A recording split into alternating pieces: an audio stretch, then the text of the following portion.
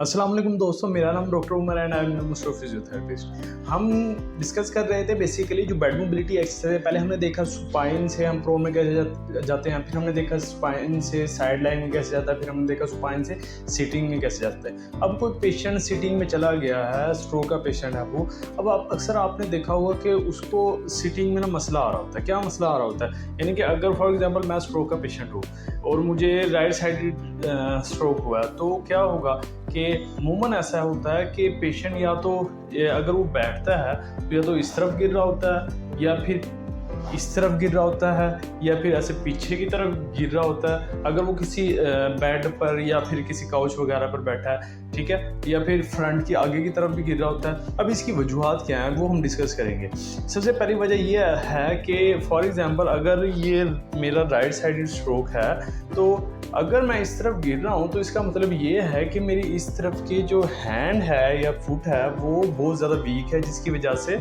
ये जो मसल्स हैं वो इस तरफ इनके काबू नहीं कर पा रहे, यानी कि इस तरफ के मसल्स वो बैलेंस नहीं कर पा रहे जो इस तरफ के मसल्स उनसे होते हैं। दूसरी बड़ी बात ये है कि अगर तो जो ब्रेन है वो उस तरफ से हेमी निगलेक्ट आ रहा है कि पेशेंट समझ रहा है या फिर पेशेंट का माइंड समझ रहा है, ब्रेन समझ रहा है कि इस तरफ मेरी कोई साइड नहीं है, सिर्फ एक साइड है, तो इस वजह से भी इस तरफ गिर सकता है पेशेंट। या फिर अगली चीज़ है कि जो पेशेंट का हेल्दी साइड है उस तरफ से पुशिंग फोर्स मिल रही है उसे, जो नॉर्मल साइड से अपोजिट साइड की तरफ पुशिंग फोर्स की वजह से वो उस तरफ जा रहा है। दूसरी चीज़ ये है कि अगर वो पेशेंट इस तरफ गिरता है तो उसकी वजह ये है कि पेशेंट को जो ऑपोजिट साइड के जो मसल्स वगैरह है जो कंट्रोल करते हैं, जो काउंटर बैलेंस करते हैं लेफ्ट साइड को राइट साइड से, वो उस तरह उसको कंट्रोल नहीं कर पा रहे। फॉर एग्जाम्पल मुझे राइट साइड स्ट्रोक हुआ, मैं राइट साइड स्ट्रोक का पेशेंट हूँ। अब उसमें क्या होगा कि मेरी जो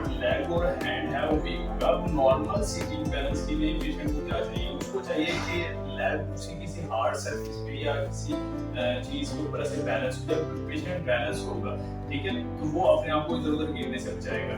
नॉर्मल हम देखते हैं कि जैसे अगर मेरी लेग्स जो है ऊपर उठी है, ऐसे जमीन पर रेस्ट नहीं है, नॉर्मल बंदे को अगर कोई पुशिंग फोर्स करे तो इधर उधर उसका बैलेंस आउट हो सकता है, वो इधर उधर गिर सकता है। ठीक है, तो पहली चीज जो पेशेंट हो उसकी लेग जो जमीन के साथ टच कर रही हो, किसी हार्ड सरफेस पे रेस्ट कर रही है। दूसरी चीज, अब जो उसका अपर लिम्ब है वो इधर उधर जब गिर रहा होता है तो उसको चाहिए, जो पेशेंट है उसका अपर लिम्ब जो होता है हैंड ऐसे किसी चीज पर रेस्ट कर रहा हो। जब रेस्ट कर रहा होता है तो उसे पता होता है कि हाँ मेरा हैंड जो है वो रेस्ट कर रहा है, वो मैं इधर गिर सकता हूँ उधर गिर सकता हूँ। और उसपे अगर पुशिंग फोर्स उसको नहीं भी मिली, कम से कम इतना है कि उसको सपोर्ट है जिससे मैं इस तरफ गिरूंगा। जैसे आपने देखा होगा कि जो स्ट्रोक के पेशेंट का जो बैठने उस वक्त वो ऐसे थोड़ी जो साइड उस तरह झुके हुए होता है, उनको लगता है कि यही मेरी हैंड या पोजीशन में सीधा बैठूं, उन्हें दूसरे गलत लग रहे होते हैं और वो कहते हैं कि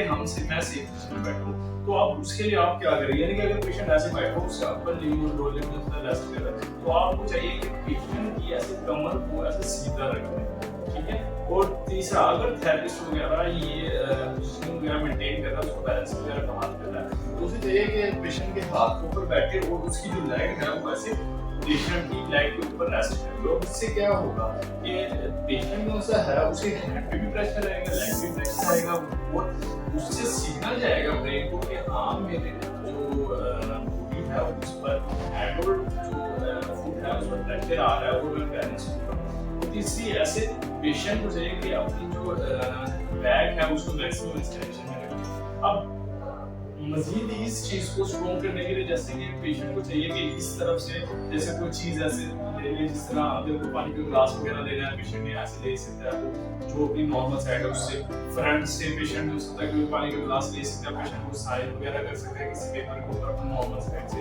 और इससे क्या होगा कि जब ये ऐसी एक्टिविटीज वगैरह करेगा पेशेंट, तो उससे वो मैक्सिमम इंप्रूव होगा, उसका बैलेंस बेहतर होगा, बेहतरीन होता जाएगा इस तरह। और लास्ट में अगर कोई पेशेंट है स्ट्रोक का, उसको यानी कि फर्दर कोई बैलेंस की एक्सरसाइज करवानी है, तो आने वाली वीडियो में आपको बताऊंगा कि पेशेंट की डायनामिक बैलेंस वगैरह जो सिटिंग में है उसको इंप्रूव करने के लिए क्या क्या कर सकते हैं। शुक्रिया।